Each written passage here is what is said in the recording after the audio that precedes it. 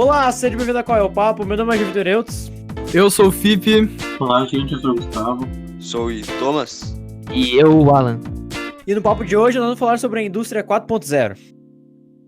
Então a gente começa lá na primeira Revolução Industrial, num primeiro momento somente na Inglaterra, aquele negócio, a introdução das máquinas a vapor no setor têxtil também, principalmente, né, porque era o mais desenvolvido na Inglaterra.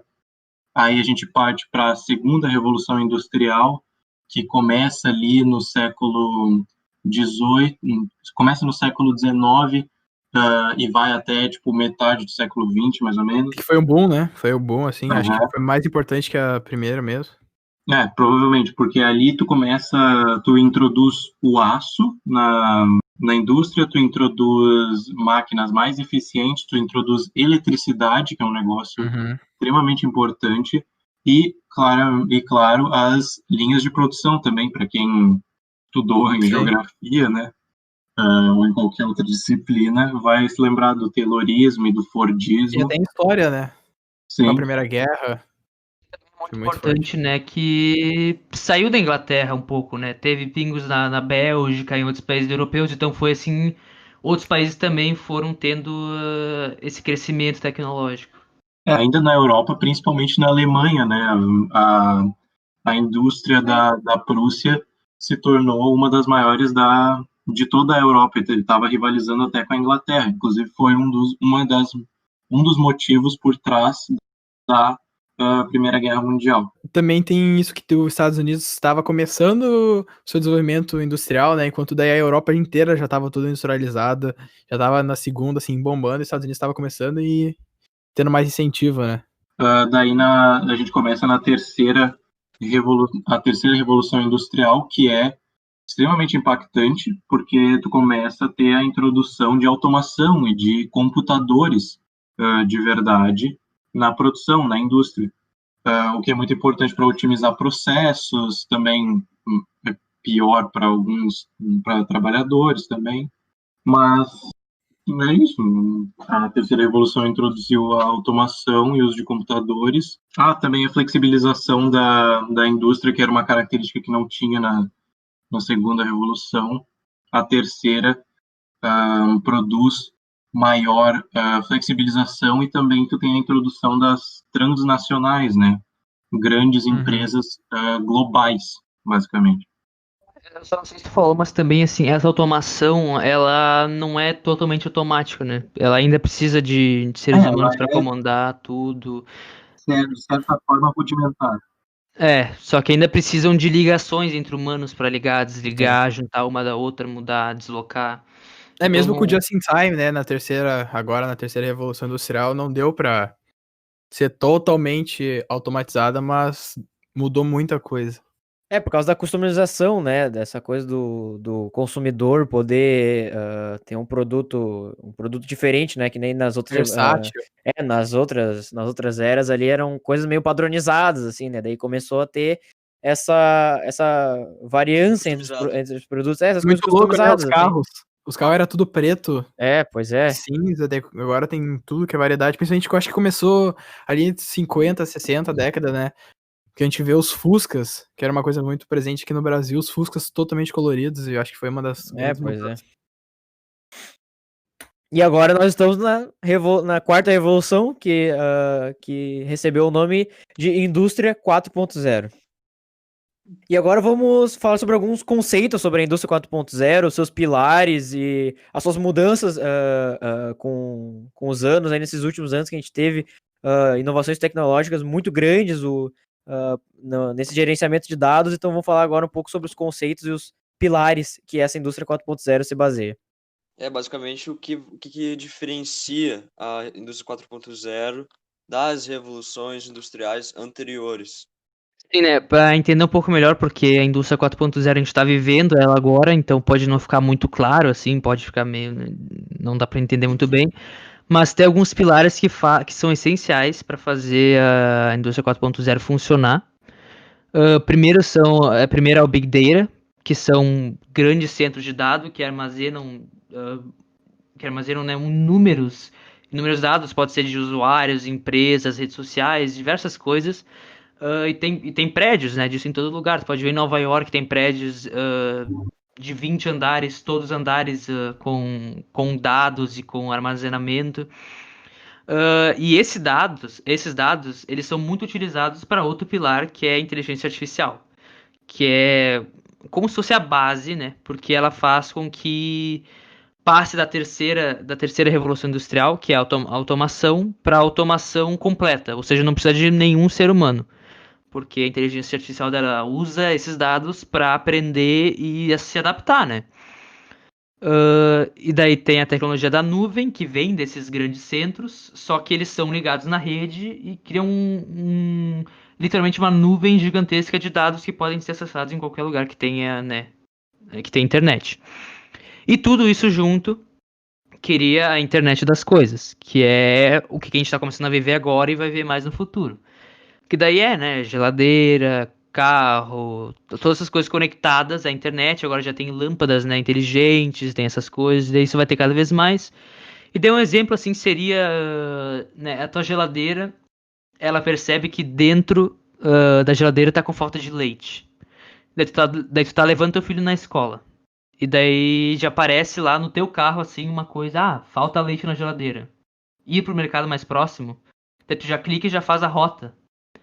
Então, assim, vai ser umas coisas muito automáticas e a inteligência artificial, ela vai funcionar nisso também, né? Ela vai ver os teus padrões e vai ver tudo assim e a gente vai conversar depois sobre isso, né, da privacidade e tal. Mas, a princípio, são esses 4 pilares, que é os grandes centros de informação, o Big Data, as informações que são levadas para um certo... E não é nuvem, né? Literalmente uma nuvem, mas eles são levados na rede, então podem ser acessados de qualquer lugar. A internet das coisas e a inteligência artificial. Seriam os 4 pilares principais. Claro que tem outras coisas que ajudam, né? Que nem a comunicação entre os aparelhos e as máquinas das empresas e nas fábricas. Mas esses são os 4 principais. É basicamente integrar o pensamento da máquina vamos dizer, para tirar a participação humana, ou até mesmo o erro humano de muitas operações, assim, né?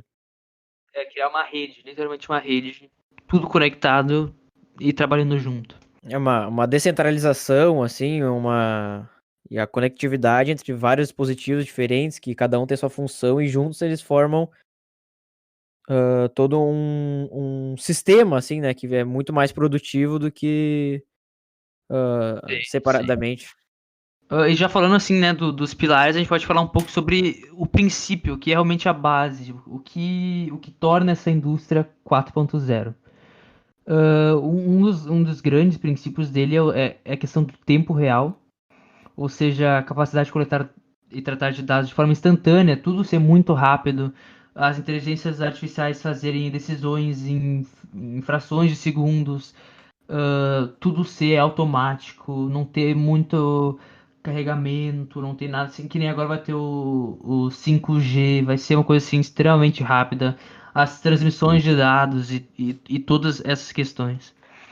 E tem também aquelas tecnologias novas também, como carregar por indução, essas coisas aradas, que é só inovação, né, que começou a chegar há pouco tempo. De uma década pra cá, né? E essa transmissão de dados em tempo real, ele acaba possibilitando que o operário ou o dono do maquinário não precisa estar presentemente ali para fazer a manutenção ou fazer a checagem do equipamento. Como Sim. Outro princípio também, que é a virtualização, que é basicamente, tu não precisa estar fisicamente na fábrica para saber como é que ela está funcionando, como é que ela está operando, porque essa fluidez de dados, assim, esses dados, essa informação que é coletada pelas máquinas, por sensores ou da máquina, isso, a informação que é coletada pode ser, assim, enviada para o dono da fábrica que está em outro país, que está operando a máquina à distância e está vendo, ó, ali está com defeito, então tem que mandar um especialista ou alguém qualificado para consertar essa máquina. E também é um controle total de tudo que acontece dentro da fábrica, sem mesmo estar presente, né? Um exemplo que eu vi nos Estados Unidos, né, de uma porta que a fechadura é tecnológica, assim, tu pode desbloquear com um celular, né, via Bluetooth, e tu pode estar, sei lá, na Europa, e teu amigo que tá nos Estados Unidos, ou, né, por enquanto nos Estados Unidos, mas teu amigo precisa entrar na tua casa pra pegar alguma coisa, daí tu pode deixar disponibilizado pra ele entrar, sei lá, em 30 minutos pra abrir e fechar, pra ele pegar coisa, depois vai trancar, entendeu? E só pelo celular. Nossa, que massa. E daí tem tanto a versão de graça quanto a versão paga, que daí tem mais coisas ainda. Então é uma coisa muito da hora. E esse tempo real, essas coisas de ser tudo rápido e ainda mais a virtualização fazem com que não seja necessário ter uma empresa base em um lugar de alta concentração e precisa ser tudo lá resolvido, precisa ter um gerente lá toda hora, precisa ter muitos funcionários. Então, isso implica, né, a descentralização. Então, muitas vezes assim vai ser empresas que vão ter várias bases menores em lugares menos caros, mas também mas só dentro da empresa, né? Vai ser descentralizado as decisões, entre aspas, porque como mesmo, né, tendo alguém dono de uma empresa, dono de alguma rede social, alguma coisa assim, ele muitas vezes não vai nem precisar estar junto no negócio, olhando por muito tempo. Porque se utiliza, né, a inteligência artificial, ela pode tomar a própria decisão e conversar com as outras máquinas ou partes, né, do sistema. Então, para fechar, os últimos princípios assim, né, da indústria 4.0 são dois bem parecidinhos, assim, a modularidade e a interoperabilidade. Basicamente, esses dois juntos funcionam como uma forma de tu criar sistemas assim bem integrados, misturando esse conceito de internet das coisas também, de uma produção, uma linha de produção, um sistema que funciona com uma lógica de de poder detectar problemas por meio de inteligência artificial e poder corrigi-los, e também ser altamente flexível nesse processo. Sabe que as tecnologias cada vez mais estão crescendo e mudando, estão se inovando. E principalmente com esses pilares que a gente está vendo na indústria 4.0 surgindo cada vez mais, principalmente Big Data e todas essas seguranças também, a gente sabe que tem riscos, né? Nesse novo mundo e indústria que está sendo criado. Não só tem riscos, como também causa desafios, tem problemas aqui para ser resolvidos. Por exemplo, agora vários economistas começam a ter vários debates sobre, por causa da questão do desemprego massivo que as máquinas geram e também uma certa alta produtividade, começaram a discutir políticas como a renda básica universal, ou imposto de renda negativo, vários projetos de políticas econômicas para, por exemplo, para no caso todo mundo ter um salário mínimo, uma renda mínima, que o governo garante para todo mundo um salário. E vocês acham que isso é bom ou não? Eu acho que depende, assim. É que, pelo que eu vejo, penso assim, né? Porque se tiver muita automação, porque ainda vai ter novos empregos. Mas se tiver muita automação e cair muito o número de empregados, para um país, né, que no caso capitalista, não perca seu poder, ele tem que ter muita gente com poder de compra. Então, o que adianta ter muita produtividade se não tem ninguém para comprar? Eu acho que é mais complicado que isso, só que eu não sei. Tem que se pensar. Cara, se a gente for analisar as outras revoluções industriais, as pessoas que tiveram que perderam seus empregos, que tiveram seus empregos substituídos por máquinas ou alguma coisa que automatizasse, são os trabalhos menos qualificados, né? A gente não vai ver um robô engenheiro, por exemplo. A gente vai ver esses trabalhos mais manuais, assim, que nem a gente estava falando antes, assim, dessa automatização. Então, eu acho que essa renda básica, assim, universal, é mais meio que para tancar toda essa desigualdade que pode causar esse novo jeito de lidar com o profissional, né? Porque vamos dizer, um caminhoneiro que vai ser substituído por um caminhão autônomo, por exemplo, ou por outro meio de locomoção, ele não consegue se encaixar em nenhum outro lugar de atuação nessa indústria 4.0. Então ele vai ter que buscar se especializar, ele vai ter que buscar se qualificar em alguma coisa, assim, né? O que mais tá crescendo agora e o que mais tá se inclinando para é essa coisa programação, né? E, tipo, quem não vai conseguir programar ou quem não vai conseguir mexer com uma máquina ou pelo menos compreender ela vai se tornar entre aspas, assim, inútil no meio produtivo, né? Ou até, tipo, economicamente ou ativamente na economia. Então, eu acho que essa renda básica universal é mais para dar essa segurada, essa segurança para no futuro não ser necessário, né? Eu vi alguns vídeos, alguns TED Talks, algumas palestras assim, das pessoas falando sobre essa coisa do profissional do futuro, né? Como é que vai ser o profissional do futuro, o que ele vai ter que fazer. E tem aquelas clássicas falas que a maioria das pessoas que estão no ensino médio agora, o emprego delas nem existe ainda, né? Eu acho que uns 65% das pessoas agora no ensino médio não tem o trabalho delas não existe ainda. E eu me assustei, que agora eu vou trazer isso na mesa, não sei se vocês viram isso, mas eu me assustei quando eu vi que uma pesquisa lá que mostrou que o profissional médio do futuro, né, essa indústria 4.0, vai ser uma pessoa que vai ter que ser muito versátil. E até mesmo que essa pessoa vai mudar o seu emprego, a sua empregabilidade 5 vezes durante toda a sua carreira. Ela vai ter que mudar de atuação, de profissão, o seu meio de atuar vai ter que mudar 5 vezes por causa desse ritmo acelerado da indústria 4.0. Mas sabe uma coisa, eu acho que uma das profissões que menos vai ser afetado é da área da saúde, cara. Porque eu acho muito difícil eu conseguir substituir uma pessoa pra cuidar de outra e colocar um robô no lugar. Eu acho que Eu não sei. eu acho tô não vendo duvido de bastante nada. cirurgia já. Não, mas não em sentido de cirurgia, algo que é mecânico, assim. Eu tô falando como, sei lá, Fazer tu carinho. cuidar de uma pessoa, ter uma emoção. Fazer Não, carinho. mas... Fazer carinho. Que médico que tu tá indo, Thomas? Que médico você tá indo, mano? aí eu- Veterinário, tá fazendo carinho na barriga do Thomas. Pois é, cachorrão. Tá louco, cara. Não, mas isso que o Fipe falou tem um fundo de verdade. É bem certo isso. Tem um site muito legal que é da BBC, que pode jogar, quem está nos ouvindo pode jogar no Google aí, Will a Robot Take Your Job? É um site bem legal feito pela BBC, baseado num estudo de 2 pesquisadores da Universidade de Oxford, que eles pegaram para responder justamente essa pergunta, se um robô vai tomar o teu emprego no futuro.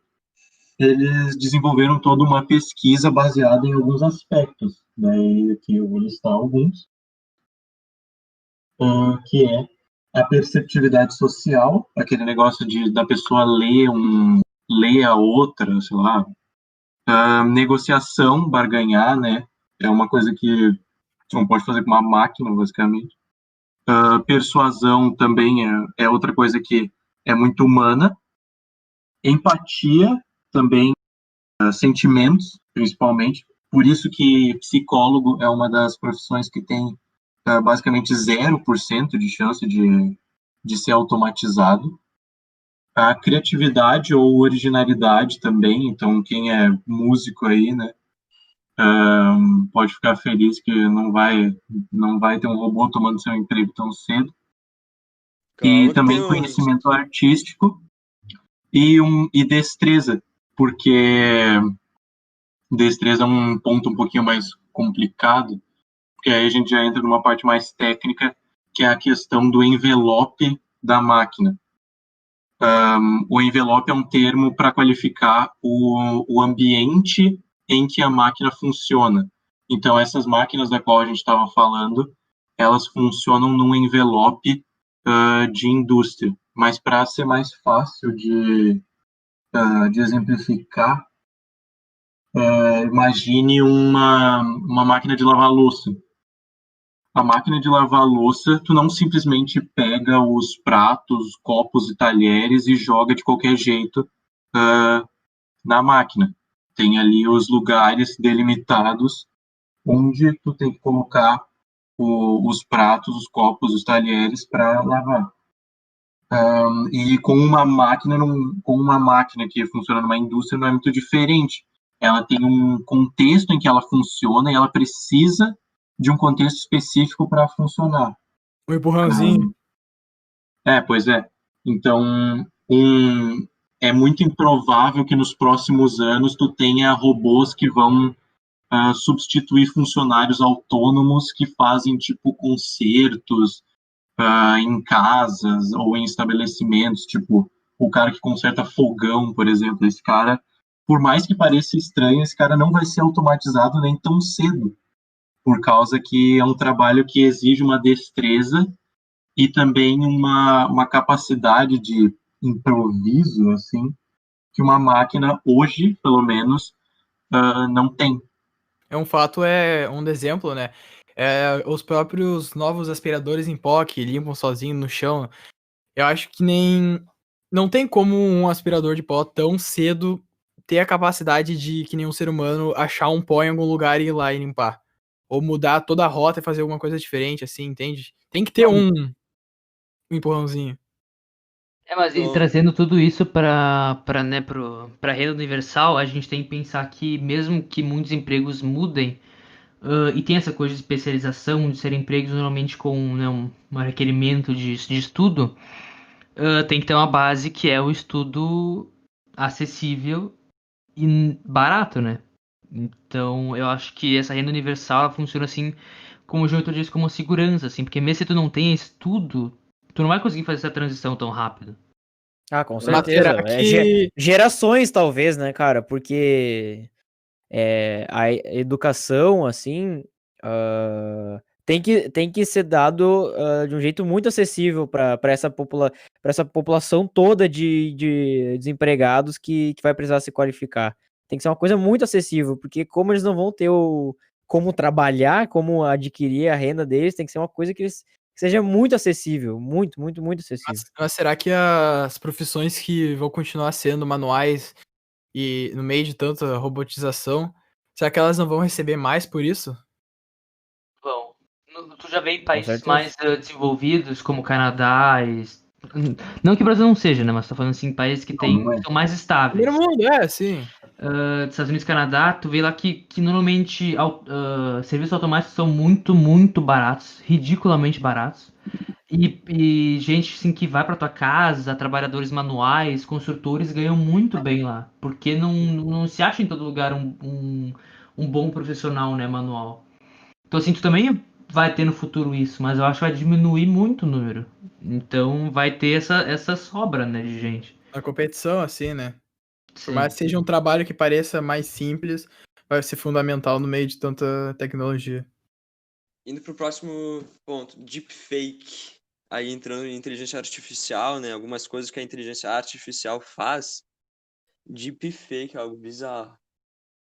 Por que você acha que eu não posto foto no Instagram? Eu sei que eles. O que é o deepfake? Explica para uma pessoa que não conhece o deepfake. Como é que tu descreveria o que é o deepfake? O deepfake é você usar a inteligência artificial para fazer vídeos. Você vai primeiro ensinar o programa a imitar o rosto e a voz de uma pessoa. E depois disso, quando esse programa aprendeu a fazer isso, você pode forjar qualquer tipo de vídeo ultra realista, tanto no áudio quanto na imagem. Daí parece que é a pessoa. Mas eu Isso pode duvido ser que eles muito- conseguem marcar as coisas do Google. Eu duvido. Hã? Que Duvido consegue que o quê? ele consiga marcar as coisinhas do Google. Tipo, marque as faixas de pedestre na foto. Quero ver. Isso pode ser muito perigoso. Especialmente a Roubo, personalização, né? roubo de identidade, tem muitos problemas disso. Estelionato, basicamente. Mas o que é mais preocupante é que, Fake por news. exemplo, daqui a 20 anos, vídeo não vai ser mais considerado prova em tribunal, tá ligado? Pois é. E às vezes mesmo sendo, talvez seja desconsiderado porque não tem como provar que não é Pois alguém é, né? fingindo. Bravo. E isso é uma Outro problema. pergunta também. O que vai ser as provas no futuro? Porque provavelmente tudo no futuro pode ser feito. É, que nem um exemplo lá na Rússia, né? Que hoje em dia o pessoal forja muito acidente de carro, né? E daí o pessoal começou a instalar câmera nos carros pra tentar pegar o pessoal que anda se jogando na frente dos carros. Sim, mano. Pra forjar. Então, como é que vai ser no futuro também? Não sei, já que falando desse vídeo aí que não vai funcionar, não sei o que, então. Cara, eu Ah. acho que vai aumentar o número de pessoas que vão ser especialistas com análise Vão ter que criar do empregos. audiovisual. Que nem tem aquele canal no YouTube, o Captain Disillusion, que é um baita no canal que eu acho muito massa, assim, que o cara, ele debanca, né, esqueci a palavra. Analisa. Ele desmascara os vídeos fake. E, Não, mas calma. Deepfake tem um jeito bem específico para desmascarar. A qualidade que ela tá chegando somente com outros softwares de inteligência artificial, que principalmente a Google está desenvolvendo, você consegue analisar para ver se o vídeo é deepfake ou não. Um olho humano é muito difícil. Hoje em dia isso ainda consegue, mas tá indo para um nível que não tem como discernir isso senão para o programa, por inteligência artificial também. Em É o quanto problema que você tempo? vai ficar dependendo de uma intuição. Daí a Em quanto Google vai tempo ditar o que é isso? verdadeiro e o que é falso. E daí você tem muito Ninguém problema sabe por o causa das fake tempo. news, principalmente para a questão política de eleições. O tempo não tem como saber, pode ser Não, daqui não a sei, quem um tá ano, falando da 2 anos. Google, né? Não sei quanto tempo que a Google tá tentando desenvolver uma coisa assim. Não, ela já desenvolveu. Mas então Já assim, tá né? atualizando o programa. Se cuidem um pouco com a privacidade, não saem postando onde vocês estão e foto a cada segundo. Que o Thomas realmente ressaltou ali o poder que as instituições que têm o poder de desbancar, né, o deepfake vão ter. Só que nota que são instituições, né, não são indivíduos. Cada vez mais tu vai ter essas grandes instituições que podem ser ou empresas privadas ou o Estado, que só esses vão ter o poder realmente de desbancar esses deepfakes. Então, o futuro meio que caminha para tirar o poder do indivíduo e dar ainda mais poder para grandes grupos empresariais ou então de estados que podem se transformar em tipo cyberditaduras, né?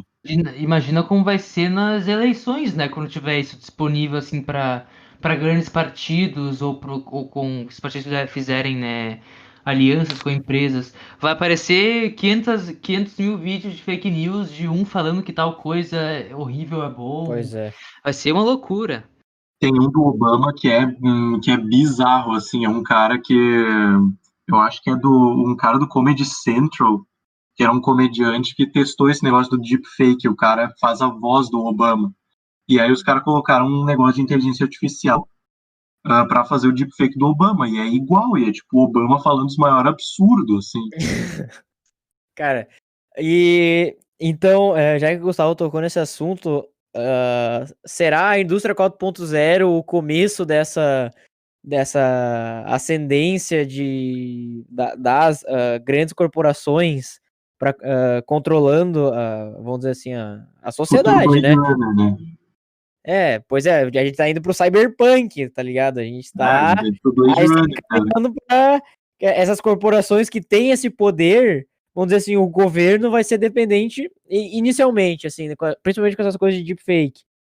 O governo vai ser dependente dessas empresas que têm a tecnologia, que têm o conhecimento sobre o deepfake, como desmascarar ele, ou até mesmo às vezes nem tem. Daí isso vai escalando, assim, sabe? Vai virando uma bola de neve, que essas grandes empresas que têm o grande acesso à tecnologia, que têm investidores que estão na bolsa, que estão sempre recebendo investimentos e estão sempre se inovando, sempre buscando novas tecnologias. Cara, isso vai acabar de um jeito que eles vão estar controlando tudo, assim, basicamente. Porque todo mundo vai estar dependendo da inovação, da tecnologia deles. De casa. Exatamente. A gente Aliança vai do ser Estado com as corporações. A gente tá indo pro Cyberpunk, cara. Nós estamos Blade Runner aqui, velho. Nós estamos caminhando pra lá. Mas todos esses poderes que as empresas têm, tem alguns indivíduos que conseguem atrapalhar um pouco às vezes, ou, né, ou até te atrapalhar. São pessoas que conseguem, que são muito boas, né, com programação, codificação, que daí são os hackers. Ponte. Qual a opinião de vocês sobre hackers? Qual a opinião de vocês sobre hackers? Cara, eu acho que. Eu acho muito massa ver essas empresas especializadas em hackear outras empresas para fazer essa segurança, né? Vamos dizer, é uma empresa de segurança de um VPN, sei lá, né? Que é uma coisa que vai ter que aumentar muito mais essa segurança de rede, já que tudo vai estar conectado. Essas empresas de segurança que têm hackers que vão dizer que eles estão continuamente tentando invadir a empresa dos outros para testar a segurança. E eu acho isso uma coisa válida, né? Que com certeza é válido. Mas na medida que as coisas vão se tornando mais conectadas, tipo, é óbvio que vai aumentar o número de pessoas, os hackers, né? Porque até teve um caso, acho que foi nos Estados Unidos, que eu acho que era um modelo da Jeep que estava interligado com o celular. Tem um controle, vamos dizer que um aplicativo no celular consegue controlar se o carro vai para frente, para trás, sabe? Tipo um Tesla, assim, tipo um negócio da Tesla. E a Jeep tava fazendo isso. E um hacker conseguiu entrar no celular do proprietário do veículo, e enquanto ele tava dirigindo o carro, os freios não pararam de funcionar. Porque um cara que tava, sei lá no outro, em um lugar totalmente diferente, conseguiu entrar no celular da pessoa e pelo celular conseguiu controlar o carro. Então, essa coisa do hacking, do hacker, vai ser um problema muito grande. Isso é uma treta muito louca. Então, eu acho que a solução é tentar direcionar essas pessoas mais pro caminho do hacking do bem, vamos dizer, né? Do Eu acho que tinha que ser feito que nem a CIA e o FBI já fizeram algumas vezes, principalmente na metade aqui do nosso século já agora, que tá passando, que um monte de hackers bons, assim, foi considerados os melhores do mundo, né, na época, pelas coisas que fizeram, foram contratados pela CIA e pelo FBI pra trabalhar pra eles. Com pra ser certeza. algo... Porque não tem que fazer, cara, não tem que fazer, tu vai fazer o quê? Matar o cara? Combater ele se tu pode aliar ele, entendeu? Então, tem que fornecer o máximo de apoio possível. A questão do hacking que vai aumentar muito, na verdade é uma coisa boa para a questão de geração de emprego. Você vai aumentar a quantidade de empresas que oferecem serviço de segurança digital. Exatamente. E o que vocês acham dos hackers que são como se fosse um Robin Hood, com o Anonymous e esses grupos? Cara, a maioria das vezes eu vou ser contra essa coisa do vigilante, né? Sabe, o herói que vai salvar, não sei o que, tipo assim, esse vigilante do bairro aí que vai fazer justiça com as próprias mãos.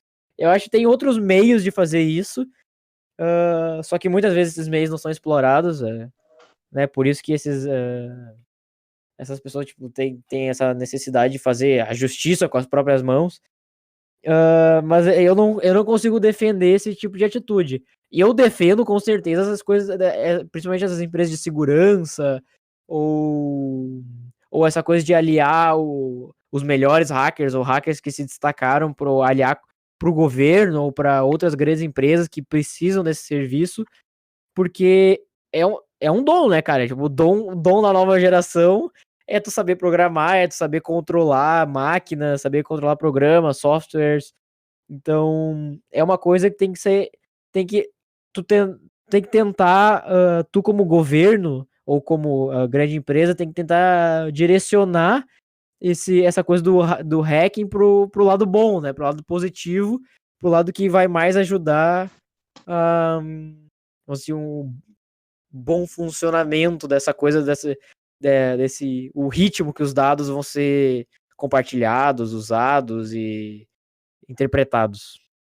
Eu acho que, assim, se que nem o Anonymous saísse, né, desse anonimato, talvez se juntasse a corpos federais de polícias também, seria uma boa ideia, porque tu estaria fazendo algum prol de alguma coisa positivamente, em vez de ficar só vazando informação assim pra tentar fazer a justiça desse jeito. Não, mas essa questão justamente do porquê o Anonymous tem que ser independente, por causa que eles justamente investigam caso dê uma corrupção dentro da polícia, dentro dessas organizações assim, quem que vai dizer que Não, tem ali um certo. problema?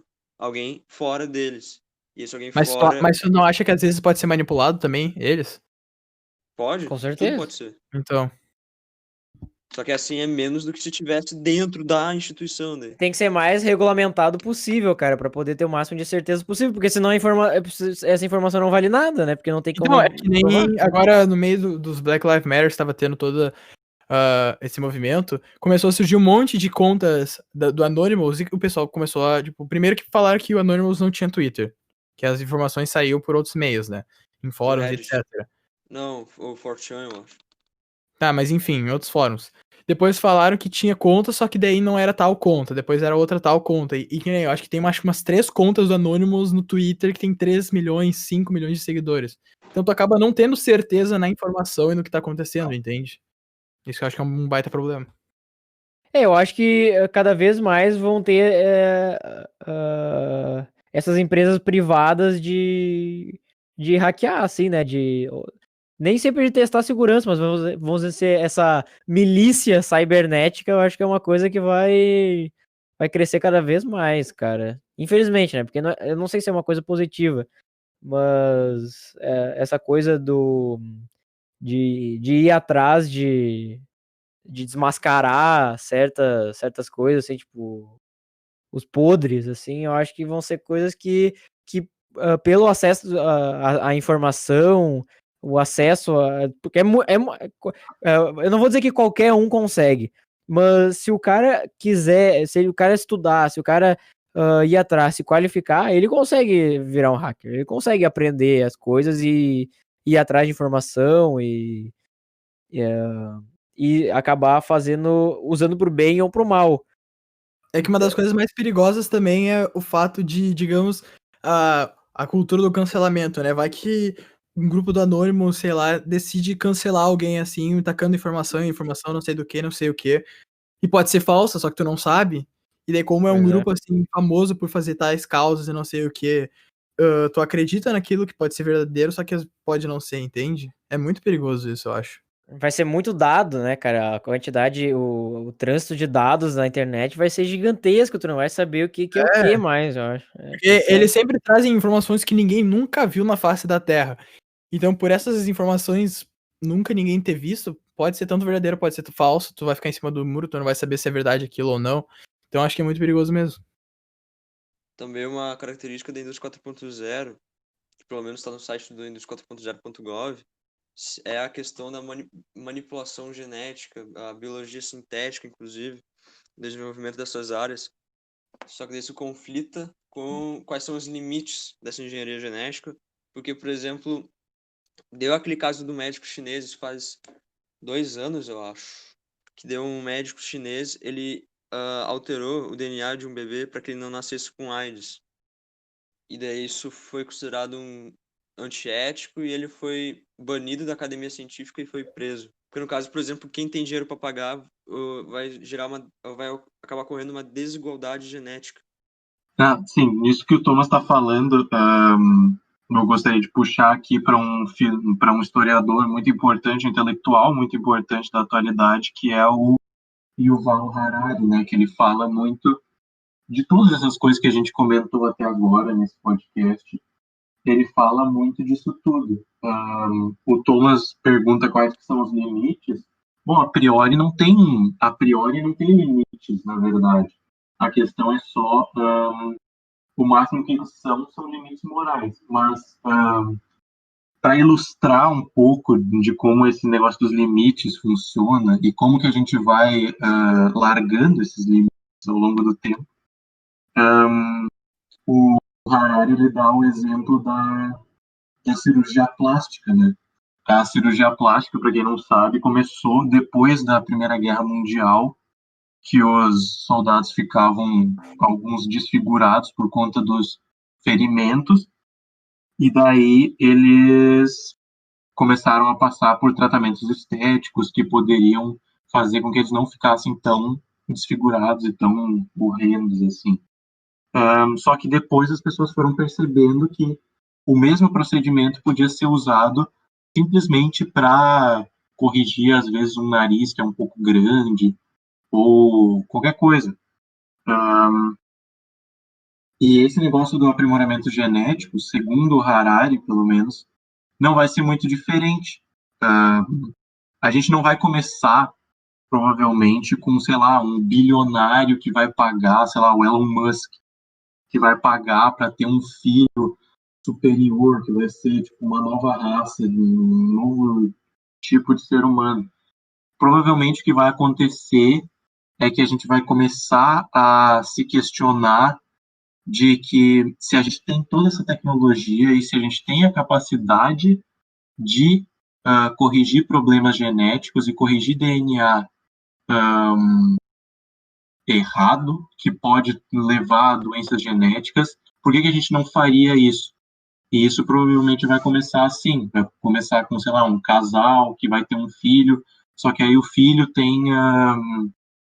o filho pode ter uma doença genética, e aí tu começa com a fertilização in vitro, que já é meio que isso daí, só que é um estágio, né, muito pequeno, é o que vai se tornar, provavelmente, que é que tu vai ter uma verdadeira divisão entre seres humanos no sentido de DNA. Tu vai ter seres humanos de famílias ricas, vão ter características genéticas muito superiores aos de famílias mais pobres, né? E isso não é nem uma questão, assim, não é nenhuma questão de, ai, que horrível isso, porque os ricos são sempre opressores e que os pobres vão cuidar dos pobres. O que vai acontecer, provavelmente, é que o que o Harari propõe no livro dele, o Homo Deus, que é um dilema ético isso. Vamos supor que tu tem um filho e aí o teu médico te avisa que o teu filho vai nascer com um problema genético. Ele vai nascer com síndrome de Down, sei lá. E aí tu pode pagar para ele resolver esse problema para ti. E aí tu vai pagar, provavelmente, porque como pai, as pessoas, como pai, como mãe, as pessoas querem o melhor para seus filhos. Mas, enquanto tu tá ali, por que tu não melhora também, de repente, as feições do teu filho? Por que tu não vai querer que o teu filho seja mais bonito? Por que tu não vai querer que o teu filho seja mais feliz, produza mais serotonina, sei lá?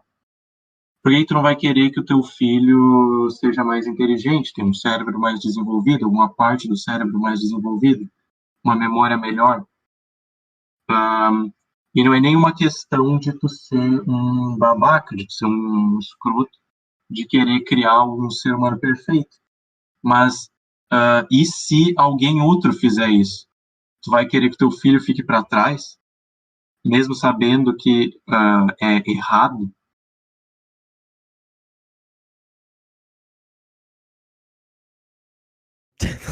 Silêncio. Filosofia, isso aí. E o que mais, isso vai acabar criando, vamos dizer, que nem a gente já falou aqui antes sobre essa coisa de castas, né? Vai ter a galera que vai ser geneticamente melhor que as outras, isso vai acabar criando grupos fechados, né? Assim, Sim. vai acabar dividindo muito, assim, e vai criar, né? Tem a possibilidade de criar essa coisa do preconceito, né, cara? Dessa coisa. Não é nem preconceito, mas. Admirável Mundo Quem lembra Novo, Admirável Mundo Novo? Queremos dar uma indicação, né, que eu acho que todos já lemos, que é o Admirável Mundo Novo, do Aldous Huxley, que fala muito sobre isso, é um livro extremamente bom, um livro muito interessante. Então, e nem é tão longo, acho que é um livro Nossa, médio pra curto. E é bem leve de ler, cara. É bem tranquilo, assim. E é muito interessante, cara. É muito interessante, especialmente ele é muito atual, né? E enquanto a gente está também nesse negócio de dica literária para inteligência artificial, não tem outro autor para ir que não seja Asimov.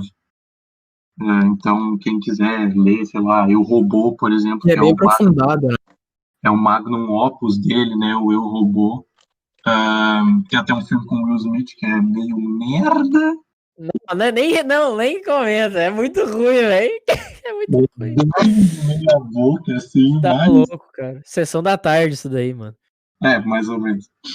Cara, e o que me assusta, assim, depois dessa análise que a gente fez de algumas das consequências, é que a grande maioria dessas consequências são geradoras de desigualdade. Que a indústria 4.0, a gente não tem uma solução ou um jeito de contornar essa desigualdade que a indústria 4.0 pode causar. Essa coisa de Será que não tem? quem tem vai ter mais e quem não tem vai ter que correr atrás porque vai ser deixado para trás. Que nem essa coisa do melhoramento genético, a gente tá falando antes da renda básica universal, que isso aí, as pessoas vão precisar se qualificar, muitos empregos que não existem ainda vão existir e muitos que existem vão deixar de existir. E essas pessoas vão ter que correr atrás, vão ter que se qualificar, vão ter que buscar novos meios de atuar no mercado de trabalho. Então, eu não sei se vocês sentiram isso também, né? Mas foi o que eu senti, que me deixou um pouco preocupado essa coisa aí, que pode causar uma desigualdade gigantesca, ainda mais na sociedade que a gente vive, tá tão polarizado, assim, né? Esse sentimento tão polarizado.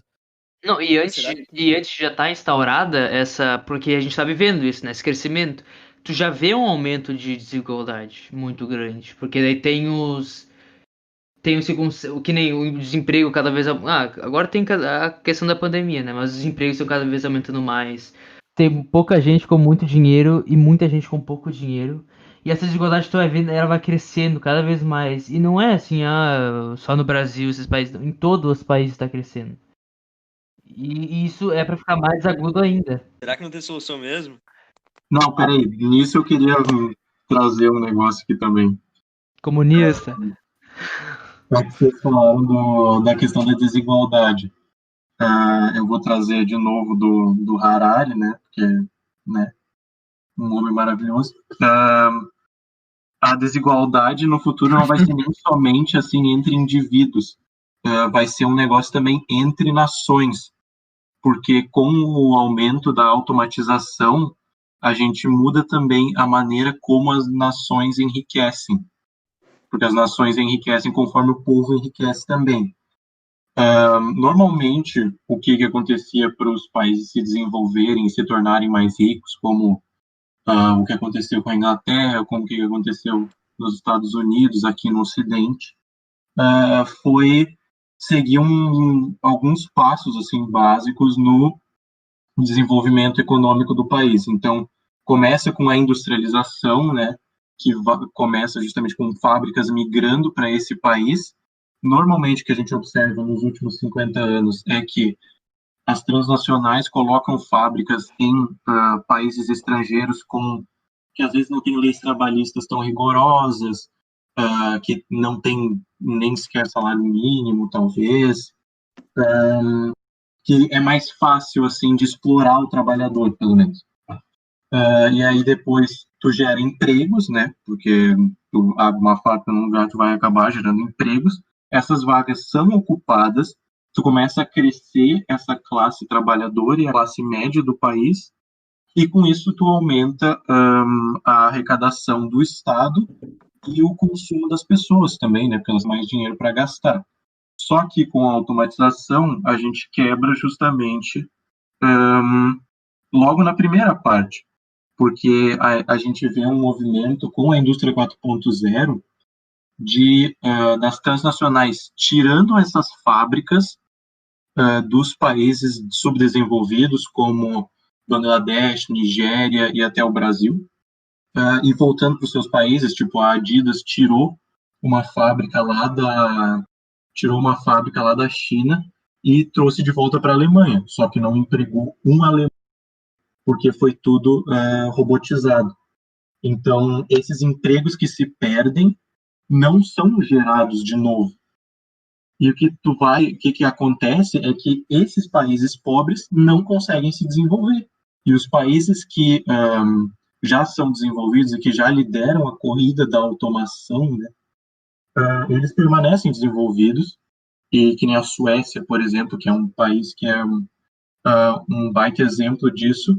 A Suécia, ela tem já um estado muito bem desenvolvido, com impostos que aumentam o imposto de empresa, e aí tem toda aquela questão do estado de bem-estar social. Só que os países de terceiro mundo não têm isso. Então, a única maneira enxergada pelo Harari da gente contornar isso, o Thomas me perdoa, mas vai envolver Estado e cooperação entre Estados. Então, sem cooperação entre as nações, que é basicamente o que a gente está enxergando hoje, que é guerra comercial, disputas políticas, disputa de influência política, os países que não são automatizados vão sofrer imensamente, e, em seguida, os que são automatizados, que são bem desenvolvidos, também vão. Resumindo tudo que a gente viu, a gente tá ferrado, a gente tá encaminhando pro fim do mundo se a gente não mudar o jeito que a gente lida com a nossa inovação, com a nossa tecnologia, com o nosso jeito de fazer as coisas. Então esse foi o papo de hoje, muito obrigado por ouvir esse episódio. Sigam a gente nas redes sociais, nosso Instagram e Twitter é Qual é o Papo, a gente tá no YouTube com nosso canal chamado Qual é o Papo, temos Spotify, SoundCloud, estamos Google Podcasts e um monte de lugar, então só pesquisar que nos encontra. E compartilha esse episódio com um amigo, com a família, com o papagaio, o periquito. E se quiser mandar um e-mail pra gente, que entrar em contato é qualeopapopodcast@gmail.com, pode mandar um e-mail pra nós aqui, que a gente vai responder, a gente vai entrar em contato. Se quiser mandar mensagem também nas redes sociais, manda lá que a gente vai estar interagindo com vocês. Olha nos stories que a gente tá sempre postando algumas enquetes, algumas curiosidades sobre o podcast. Então, muito obrigado novamente. Esse foi o papo de hoje. Tchau. Tchau, tchau. Sayonara.